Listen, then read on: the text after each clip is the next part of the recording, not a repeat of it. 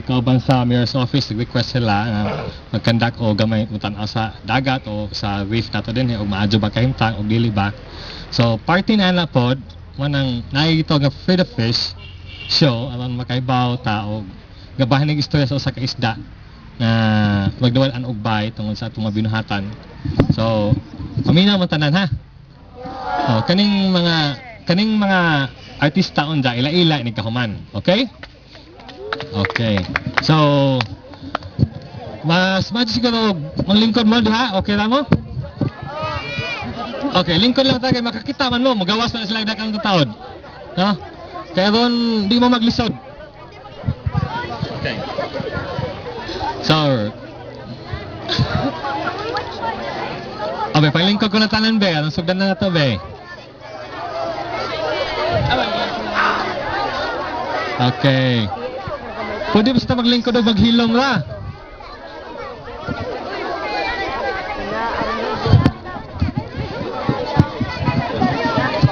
Okay na? Hello, kids. Okay. Okay, magsugod na ta. So, hilom na, nakalingkod ang tanan. So, ang atong istorya bahin ni sa usa ka isda, no? So, dihay usa ka isda gitawag na to bantay butbot, ingon lang siya og Fred. Nagpudyo sa usa ka isa ijang balay nga gitawag og Lusay. So, kauban ijang pamilya nga motong kauban pamilya dito pudyo sa usa ka Lusay. Fred the clownfish lived with his family in his home and an enemy. Hi, I'm Fred the clownfish. And I'm Jim, his brother. And I'm his sister Rosa. Kani sila malipayon nagpudyo dito unda sila magdudupod sa ubang mga mananap nagpudyo sa atong kadagatan. Unda usa ka adlaw ni ana sa mga naging tuig dahil usa ka mananap nga nagsigi og himo og buwa. Unda mingkamot og kabot hinduol sa ilang bahay na mingkamot og kabot. Unda pagkahuman ning spray og cyanide poison. Unda pagkahuman naigo si Jim. They were very happy there and enjoyed playing with each other and the many animals that lived in the sea. One day, after many years, a huge animal blowing lots of bubbles started to come very close to their home, and suddenly it started spraying cyanide poison at them, stunning Jim.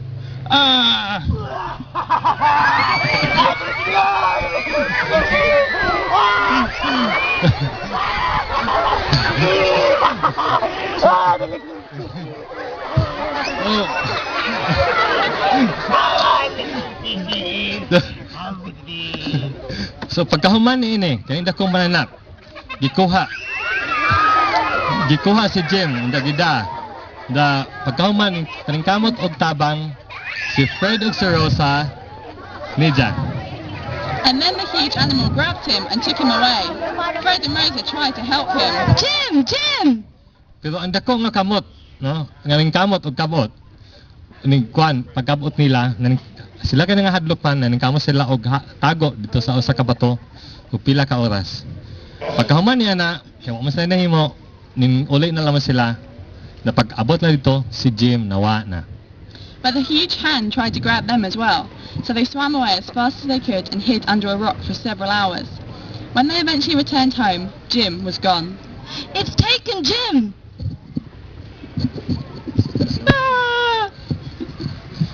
Si Fred ug si Rosa karon magul-anon. Pila ka adlaw ng labay, si Fred ug si Rosa sa ilang pagpamahaw. Fred and Rosa were now very sad and lonely. A few days later, when Fred and Rosa were having breakfast, bang! Ilan na dunggan ni mga butuha sa una, pero dili pariha kaduol karon. Kani ubang isda nagsigig istorya bahin anay mga buto.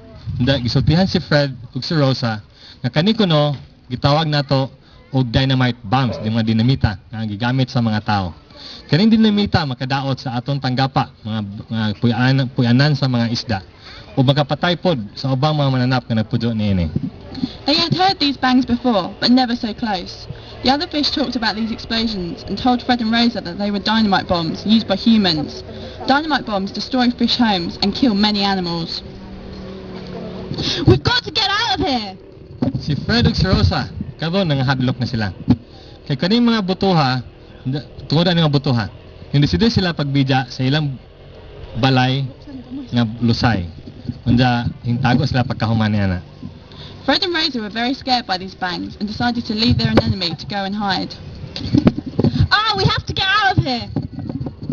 Bang!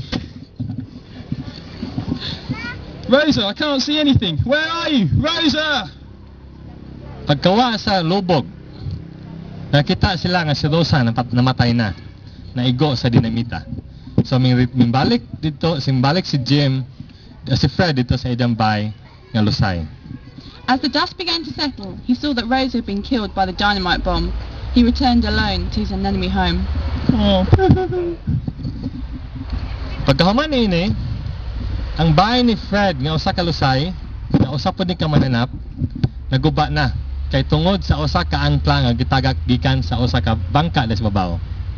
Soon after this, Fred's home, the anemone, which is also an animal, was destroyed when a large anchor was dropped on it from a boat above. Now Fred had nowhere to live. Crash! Fred? So, si Fred nagsuod og langoy dito sa kadagatan, naningkamot og pangita sa bag-o niyang balay. Pero ang atong tanggapa naguba na tungod sa atong binuhatan ng mga tao. So wa na yung mga isda makapuyo nini. Naay daghang mga buluhatan sa natong mga tao nga makaguba sa atong tanggapa. Ang katong mga tao nga maglabay og basura sa dagat, nga plastic bags, no, na masayop ang sitor pang pawikan pagkaon nini kay nagtuo sila og ilang pagkaon, katong mga tiki-tiki, ihotiki nga magkaon sa gagmay mananap usahay malamang po ni sa apel kay magluto man sa dagat.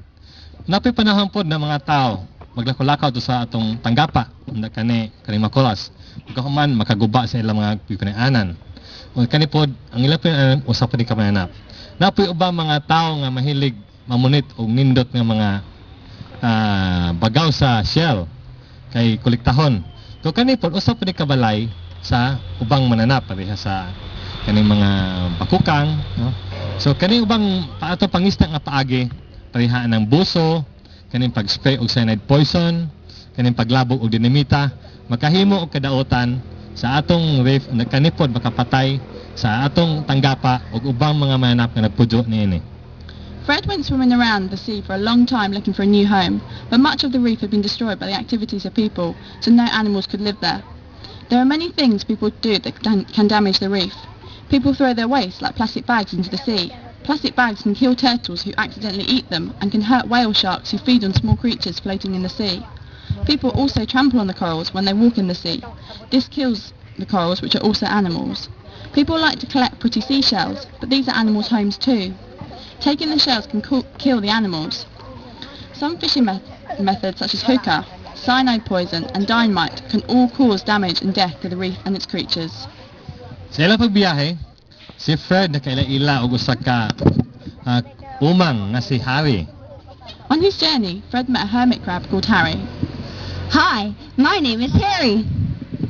Hello, Harry. Your house looks lovely. Well, Fred, I had to find an empty shell to live in, but I couldn't find one for ages until I spoke to the great cod, and he told me where I would find a new shell. I'm looking for a new home because my home and all the other anemones on my reef were killed. Do you think the great cod could help me? I'm sure he could, but I'm really sorry. I can't remember where he lives. Maybe my friend, Sarah the Sea Star, will know. Here she is now. Hello everyone, I'm Sarah the Sea Star. Hello, Sarah. Si Sarah og si Fred karon ning desider paglakaw papangita sa bantugan nga Pugapo. Sila nag-uban pagpangita nini. Sarah and Fred decided to go and look for the Great Cod's cave together. Sa ilang pagpangita, ilang na ila-ila si Simon usa ni kapasayan nga kanipot siya nawa sa iyang pagpangita. On their way, they met Simon, the shrimp, who was also lost. Hi, I'm Fred, and this is Sarah. What's your name? Hi, I'm Simon the Shrimp. Kaning pasayan nga usa magpudo pa ni sa usa ka lusay. So si Fred nangutana, Shrimps also live in the anemones, so Fred asked, Are you looking for a new home too? Yes, I am actually. Would you like like to come join us on our mission to find the great cod? He can tell us where the enemies are. Mayon si Simon naganahan doon sa uban sa ilang pagpangita o bagong balay. So kani sila nagahimong maadong amigo. So sa ilang pagpanag-uban, makakita sila sa bagong bay, si Fred and Simon nagplano magpudyo nini og usa sa Oscar Pinoy-anan.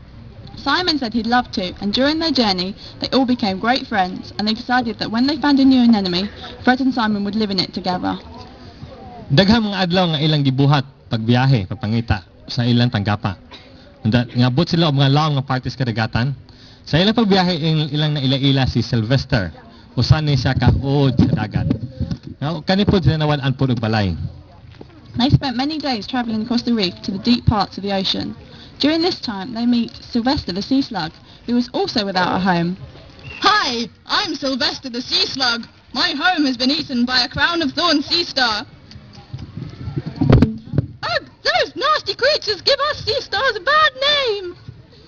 So si Sylvester, usapon nangita pod ni sa bantugan nga pugapo. Para mangutana pod ug asa pod sila makatabang ba pagpangita ug bag-o na kapuy-anan. So kani silang tanan nagpanon pa pagpangita, may ilang misyon pagpangita sa bantugan nga Lapu-Lapu. Sylvester was also searching for the great cod to ask if he could help, so he decided to join them on their mission to find the great cod. Naaidag mga peligro nga ilang yagian silang pagbiyahe. Naaidag kung isda ang kamot nila pagkuha nga gusto nila mukaon. Napuidag kung manap nga pariha nga nagkuha atong Rosa o ni Jim. Jim. Rosa nga gusto mo gudakop, no? Mga pollution po nagkapahinay silang pagbiyahe. Nagkapasakit po silang paglakaw. Sa katapusan niini, may abot sila sa ganghaan sa balay sa bantugan nga pugapo. Sila po pag-abot ito kay kapoy, gigutom, kay sila pagbiyahe, wala sila mohonong pagkaon o pagkatog. There were many dangers during the journey. Big fish from beyond the reef kept trying to eat them. Huge animals like the ones that had taken Jim and killed Rosa kept trying to catch them, and pollution in the sea slowed them down and made them sick. Finally, they reached the entrance to the Great Cod's cave. They were all very tired and hungry as they'd been travelling for days and had not stopped to eat or sleep. Well, this must be the Great Cod's cave, but where can he be? I know. How about we all clap our hands and call his name? Then the great cod will come out of his cave. That sounds like a good idea. 1, 2, 3. Great cod! Great cod! Can you help us call the great cod out? We can't clap because we don't have hands. Come on, everyone. Let's clap our hands and call for the great cod. 1, 2, 3. Great cod! Great cod!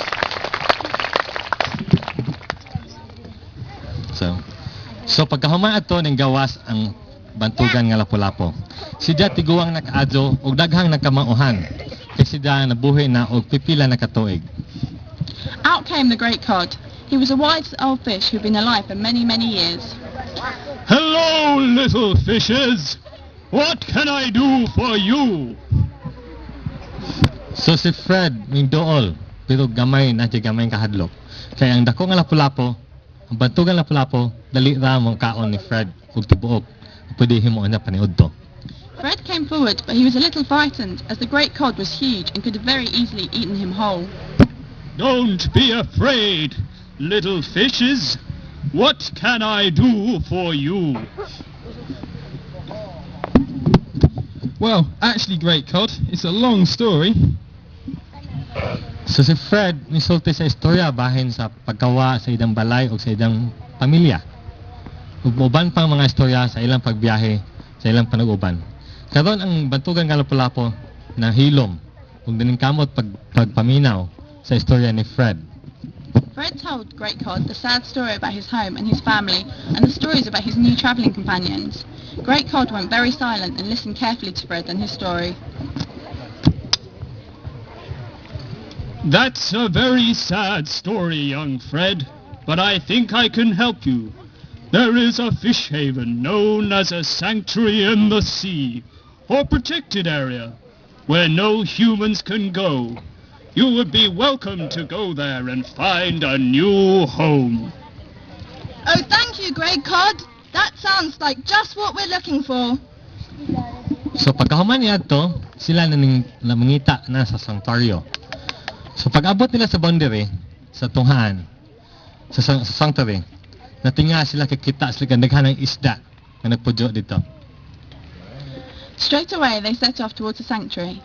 When they arrived at the boundary of the sanctuary, they were amazed at how many fish there were. I've never seen so many beautiful fish. Pagsuod dito, si Fred ug si Simon, yung desider pagpangita dito o bagong lusay nga ilang kapuy-an. Si Sarah ug si Sylvester pod, yung desider pod paglangoy dito sa Kalaom, dito sa Tanggapa. Tungod kay adto dito kasagarang star o mga uod sa dagat pagpudyo. Once inside, Fred and Simon decided to look for an anemone to make into their new home. Sarah and Sylvester decided to swim deeper down the reef because that is where sea stars and sea slugs live. Goodbye, Sarah and Sylvester. Good luck finding your new home. Goodbye, everyone. Goodbye, everyone. Si Fred ug si Simon, kakita na silang balay sa nindot nga parte dito sa Tanggapa. Fred and Simon found a new anemone on a lovely part of the reef. This looks like a good place. It's nicely sheltered from the waves. Let's make this our new home. Malipayon silang duha tungod kay kini nindot nga kapuy-an. Unda safe pod kanang dili way peligro. Unda na po siya daghang makaon dito. Dahil os kabuntag na si Fred papangita dito sa Tanggapa. Nagtinga siya kaya ng kaswerte di ko na siya paminaw. They were both very happy to have a nice home where they were safe and had enough to eat. One morning, Fred was looking out over the reef thinking about how lucky he was. Wow, I'm so lucky. Oh look, there's another clownfish. What's she doing so far away from her home? So, idang gilangoy pagduol dito ang usa ka isda, maingon siya og hello. Unda pagtataon ni ana, naka-realize idang nabanta dyan, nga kadto di ay usa di ay kabaji nga bantay butbot nga isda. Unda sidya arang kagwapa. He quickly swam over to the fish to say hello, and then he realized it was a girl clownfish, and she was very guapa. So, pagkita to, si Fred na wow. He suddenly became very shy. Hi, are you okay? No, I've lost my home. I'm searching for a new one, but I have not rested or eaten for days. My name is Anna. What's yours? I'm Fred. Would you like to come back to my enemy so that you can rest and eat? So silang duha malipayon nga nagpuyo. Unda ning decide si Ana, ning decider si Ana nga di na mobiya. They enjoyed being together so much that Anna decided never to leave, and eventually... I love you, Fred. I love you too, Anna. So si Fred og si Ana karon nagpudong nga malipadyon, unda naghimo sila og dakong pamilya nagagmay nga banday butbot nga isda. Anna and Fred lived happily ever after and had a big family of small clownfish. Pero si Fred ang hindi makauban, gusto makahibaw, gusto mo tanan ninyo o makatabang ba mo paghinumdom ug unsay angay natong buhaton padi madaot atong Tanggapa, no? Unda aron nindot pud ni siya para sa ubang mananap kapuy-an. Makatabang ba mo tanan? Kusga? Makatabang ba mo tanan? Okay. Sa inyong pagtuo, maadyo ba nindot ba nga di na ta maglabog og plastic ato sa dagat? Okay. So, sa inyong pagtuo, kinahanglan ba nato nga magbantay ta og mulakaw dito pa di ta makatamak sa mga Tanggapa? Kusga? Okay. Sa inyong pagtuo, maadyo ba o mangisda ta mogamit og cyanide, poison o dinamita? Oy, good. So, maadyo ba og mangulikta ta og seashell dito sa atong dagat? Sa corals? Oy, nindot. So, sa inyong pagtuo, ato bang angay bata dyan ang ato Tanggapa o bang isda nagpudyo dito? Angay ba mo ta dyan? Okay. So. Okay. Sorry. Thank you. So, salamat sa inyong pagtabang, no? Tanan? Asa? Asa man na naman yung tanah likod? O patamang man, napay atong humna ng gamay. Kaya dyan, napagkahuman. Salamat sa inyong pagtabang, tanan. Thank you for all your help, everyone. Now Fred, Anna, Simon, Sarah, Sylvester and Harry, and all the corals and other sea animals can live on the reef safely forever and ever. Okay, so nang-enjoy ba mo sa atong show? Okay, nasa kasabot mo? Huwag sa ibahaton? Na din tamag-tamag sa coral. So, ahong ila-ila karon ang atong cast, no? So, ahong nahon si Liz, usan siya ka volunteer, ikan sila sa UK, ngayon sila din pa makatabang na to, huwag mo sa atong angay buhaton sa atong dagat. Lingkod lang mo, magawa silang tanan. Ahong tawagon si Fred. Who's Fred? Okay, come out, Matt. I'm going to introduce the kids. Lingkod tanan, lingkod. Di minister mo na ka, makikita mo. So, kani si Ja, si Matt. No, manis Jai, si Fred. Kani si Matt, gikan po dito sa UK po, diyan pamutabang na to. Ano po ba kapahibaw tawag mo sa atong bahaton? Sunod, si Jim. Uy, nabday kami raon! Lingkod. Makita mo. So, si Matt mo ay nagdaan ni Fred o ni Jim. Sunod, si Rosa. Rosa. So, si Rosa, lingkod. Gawa sa sila. So, kani si Colette. So, siya nagdaan ni Rosa. So, maupod nilang tulo. Kanong tanan, abot ni volunteer, pabutaban na to. Ano banta dyan pag adyo atong koras. Sunod, si illegal fisherman. The eagle fisherman. So, si Jesse Richard. So, kani silang lugar sila. Muna ni sila gikan ng laso, no? Sunod, si Harry. Harry o si Simon. Kani si Katrina. So, ang katungan dyan dugo, Pinoy. Usapag yung katungan dugo. Kano. So, manang tabang po dyan to din eh. Sunod, si Sarah, the Sea Star. Okay, si Sarah, sunod. Sarah po ijangan. So, silang tanan, mga na sila gibuhat tanan din sa ato. Sunod, si Sylvester, the Sea Slug.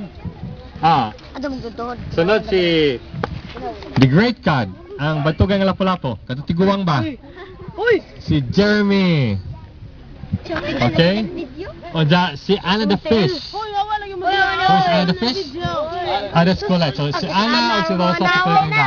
So, kaning tanan, dili ni mahimo o dili tungod ni sa atong project officer, science officer, si Claudio.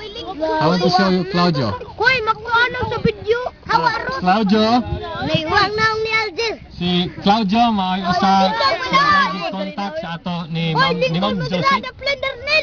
Okay. So, si Claudio, usa po nag-coordinate ng Josie pa maabot na itong sorry na makahimo po Claudiohan diya. Kamo po sa atong EL, si Lizzie, likod. Nga ako, taga din kailangan mo uban ni Sinaw din he. So, di na kong kalang pailila. Si Ma'am Josie po. Ma'am Josie at si Evan. Si Ma'am Josie. So, kuhaan ay gamay sulti. Si Claudio Paminaw ha.